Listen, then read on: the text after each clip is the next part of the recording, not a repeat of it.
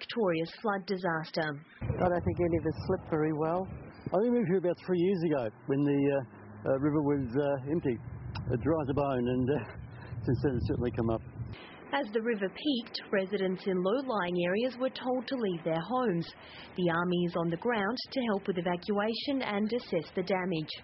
So far, authorities are optimistic the town's weir will hold and no more than a few dozen properties will be affected. If it starts to come out into certain patches, then it could, create some problems. There are still some problem areas within the town, but we're all pretty comfortable with our preparation. But the flood has come as a terrible blow to the area's farmers. The rain that ended years of drought has ruined much of the harvest. It's going to hurt us fairly bad, actually.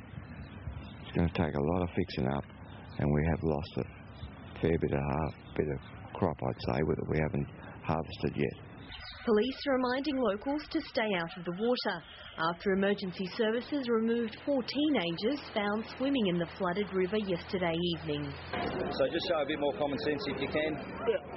We've already had lives lost due to similar sorts of incidents, and all sorts of tragedies have happened already, and we certainly don't want any more just through young fellas being stupid. Meanwhile, the town of Kerrang is likely to remain cut off for the next 2 to 3 days. The levee protecting the town and its power station is holding, but there's concern whether it can withstand the high flood levels in the coming days. If the levee breaks, the water could inundate 1,500 properties. The SES says the water will take a week to subside. Gina Marich, ABC News.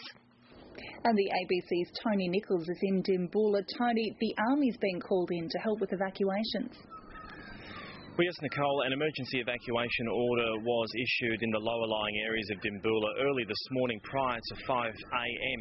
Now, a number of residents took up that opportunity to evacuate in their sedans along the Western Street just behind me here, over the Western Bridge, with their headlights just above the floodwater, driving into high ground here on the northeast side of Horsham. Become 8 o'clock, the Wimmera River had risen significantly, and a small family, a man and a boy on the southern rural side of the Wimmera here, decided they wanted to evacuate. It was too late to get out via their sedan, so a military vehicle was called in, a quite considerably large vehicle. It got across this floodwater quite comfortably and brought that man aboard, man and boy, ashore here quite safely.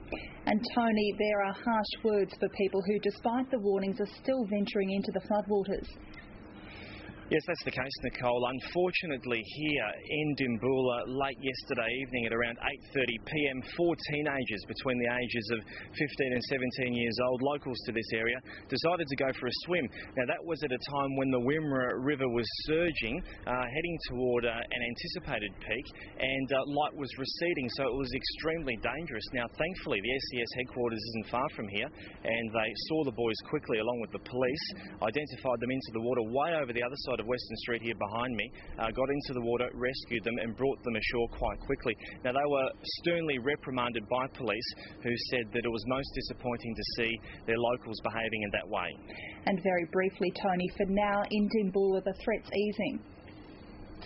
I would say the threat is certainly easing here, Nicole, from what we can see here this morning. We've been here since 5 a.m.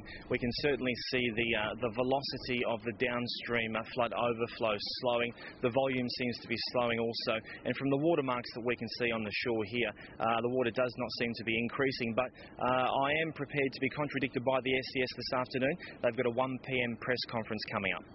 Tony Nichols in Dimboola, thank you. Okay, thank you. It's been